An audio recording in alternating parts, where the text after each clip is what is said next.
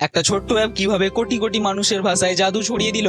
হ্যাঁ, এটাই কুকু এফএম এর গল্প, যেখানে স্বপ্ন ছিল নিজের ভাষায় শোনার অধিকার ফেরানো।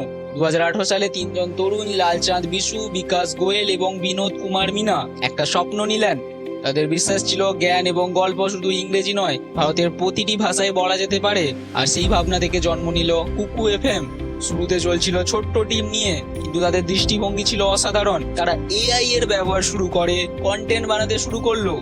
80% অডিও তৈরি হয় এআই দিয়ে, আইডিয়া থেকে ভয়েস ওভার পর্যন্ত।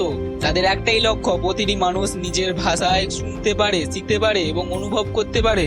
আজ কুকু এফএম 10 মিলিয়নের বেশি পেড সাবস্ক্রাইবার নিয়ে ভারতের সবচেয়ে বর্ধনশীল অডিও প্ল্যাটফর্ম। তারা $85 মিলিয়ন ফান্ডিং উঠিয়ে মূল্যায়ন নিয়ে গেছে $250 বিলিয়ন। কিন্তু সবচেয়ে বড় সাফল্য হলো তারা প্রমাণ করতে পেরেছে ভাষা কখনো বাধা নয়, বরং একটি সেতু। ভাষাই হোক তোমার শক্তি, স্বপ্নই হোক তোমার পরিচয়। Follow for more Indian success stories.